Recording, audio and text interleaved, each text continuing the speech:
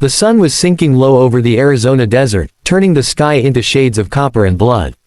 The land stretched endlessly, dry, harsh, and silent except for the occasional call of a hawk circling above. Daniel Ross rode his chestnut horse slowly along the ridge, dust swirling around his boots. He wasn't out hunting trouble that day. He was checking his cattle near the edge of his ranch, close to territory where no man lingered long, Apache land. He noticed her before she saw him. A small figure crumpled beside a cluster of cactus, half hidden behind a fallen mesquite branch. His first thought was that it was a child. Then she lifted her head, and he realized she was young, maybe 16, with long black hair matted with dirt and blood. One arm clutched her side where a dark stain spread through torn fabric.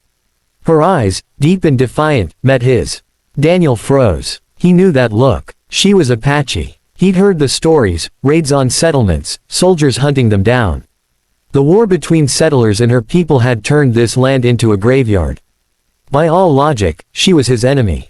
But there was no hatred in her gaze, only exhaustion.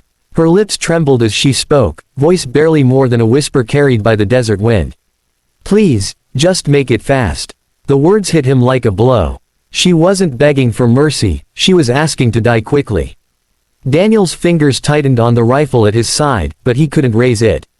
The sight of her, broken, bleeding, trembling beneath the unforgiving sun, made something inside him twist.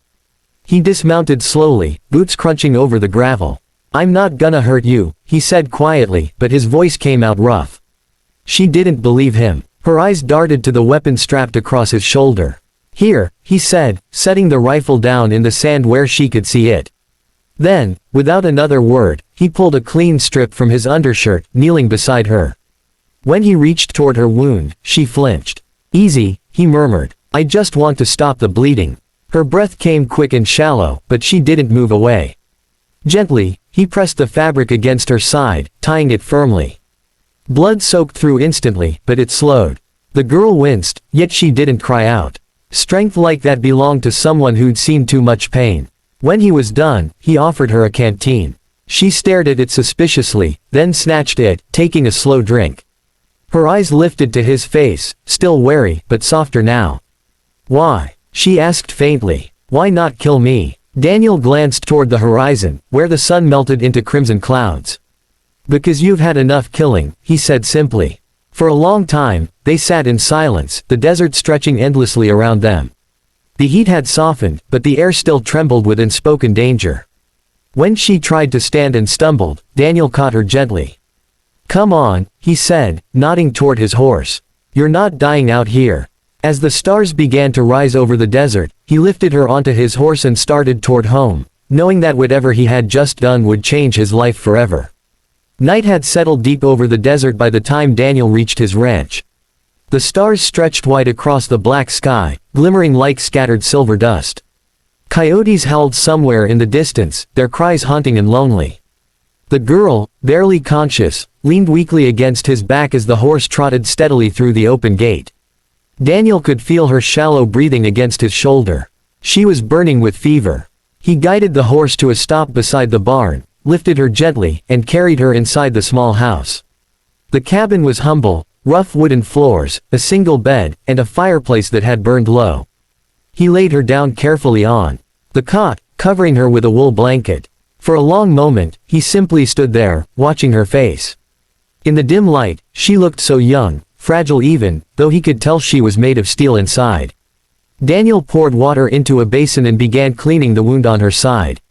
The cut was deep but clean, it looked like she'd been struck by a stray bullet or shrapnel. She stirred as the cool cloth touched her skin. Where am I?" she whispered hoarsely. "My ranch," he replied. "You're safe here, for now." Her dark eyes opened, filled with suspicion. "You shouldn't have brought me," she said faintly. "If your people find out, they'll kill you too." Daniel gave a small, humorless smile. "Wouldn't be the first time someone wanted me dead." She studied him for a long moment, perhaps searching for cruelty or deceit in his face, but found none. Exhaustion finally won. Her eyes fluttered shut, and she drifted into uneasy sleep. Daniel sat beside the fire, staring into the flames. He couldn't explain why he had helped her. Maybe it was the memory of the war, of the senseless killing he had seen. Maybe it was her courage, facing death without fear. Whatever it was, he couldn't abandon her now. When morning came, the desert light poured through the small window, painting everything gold.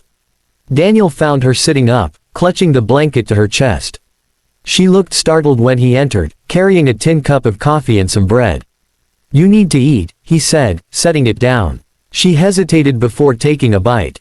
Her hands trembled slightly. "Why are you helping me?" she asked again. Daniel shrugged. "Because you needed help. That's simple." He met her gaze. "Sometimes it is." For the first time, she looked away, as if unsure how to respond. Silence hung between them, thick but not uncomfortable. Later, he showed her around the small ranch, the corral, the barn, the well out back. She watched everything cautiously, her eyes sharp, alert. Though she said little, he could sense her trust growing, piece by piece. That night, as the desert wind whispered through the dry grass, Daniel sat on the porch, listening to the quiet sounds of her breathing inside. For the first time in years, his home didn't feel empty. He didn't know what tomorrow would bring, trouble, danger, maybe worse, but deep down, he knew one thing: the moment he chose mercy over fear, his life had changed forever. The days turned into a week, and the rhythm of life on the ranch slowly returned, though nothing truly felt the same. Daniel had grown used to the sound of another voice, another presence in the small cabin. The Apache girl, Nita, was healing. Her wound had closed, leaving only a thin scar on her side, but the deeper scars, the ones hidden behind her guarded eyes, would take longer. At first, she barely spoke. She spent her mornings outside, sitting by the corral, watching the horses as they grazed. Daniel noticed how calm they became around her. Even his most stubborn mare seemed to relax when Nita was near, as if sensing something pure in her spirit. He didn't push her to talk, but she slowly began asking small questions. "Why do you live here alone?" she asked one afternoon while helping him carry hay. Daniel paused, brushing dust from his hands. "Because peace is hard to find anywhere else," he said simply. She nodded, understanding more than her age should have allowed. "Peace," she repeated softly, as though tasting the word. Over time, she began helping more, fetching water from the well, mending torn blankets, and feeding the horses. Daniel tried to pay her for the work, but she refused every time. "You saved my life," she said quietly. "I owe you." One evening, they sat outside by the fire as the sky turned to golden rose. Nita was quieter than usual, her gaze fixed on the horizon. "When I was taken," she said suddenly, "I thought my spirit would leave my body. The soldiers, they killed my brother." Her voice broke slightly. "I ran and kept running. I thought I'd rather die than be caught again." Daniel's chest tightened. He wanted to speak, to tell her she was safe now, but no words seemed right. Instead, he placed another log on the fire, letting its crackle fill the silence. "You don't have to run anymore," he said finally, his voice rough. "Not here." For a long time, Nita said nothing, but when she finally turned to him, her eyes held something new: trust. Not complete, but real. The next few days passed quietly. They shared small smiles over breakfast, laughter when one of the horses splashed them with water, and silence that no longer felt heavy. Daniel realized he looked forward to those moments more than he should have. One evening, she laughed, really laughed, for the first time. It was soft, shy, but it made something inside him stir. He caught himself staring too long, his chest tightening with feelings he hadn't allowed himself to feel in years: protectiveness, admiration, something dangerously close to affection. But danger still lurked beyond his fences. Rumors spread of soldiers searching for an escaped Apache girl. Daniel knew that if they found her on his property, he could lose everything: his land, his life. Still, he couldn't imagine sending her away. As the fire burned low, Nita looked at him and said quietly, "You're not like the others." Daniel stared into the flames, knowing she was right. Whatever line once divided them, rancher and Apache, white and native, was fading into something deeper. And though neither said it aloud, both knew, trust had begun to grow where fear once lived. The next dawn came painted in pale gold, quiet and still.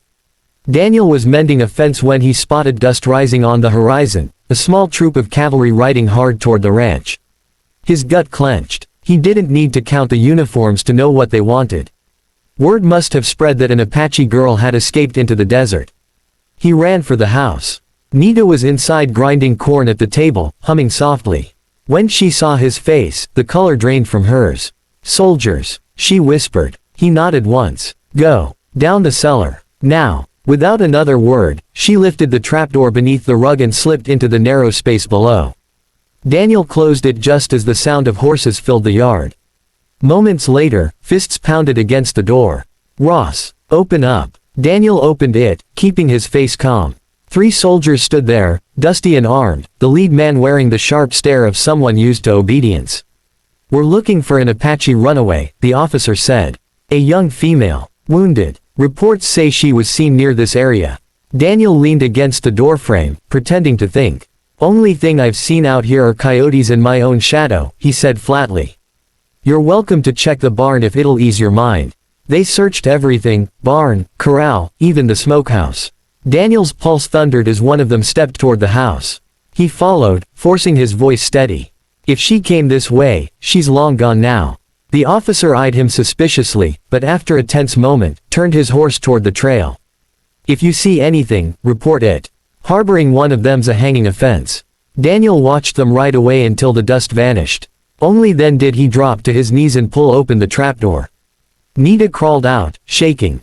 Her eyes filled with tears she'd been holding back. You lied for me, she said softly. They would have killed you. Daniel looked at her, the weight of what he'd risked settling heavy in his chest. I couldn't let them take you, he said. Not after everything. For a long moment, neither spoke. The wind rustled through the dry grass outside. Then she stepped closer, her small hand trembling as it found his.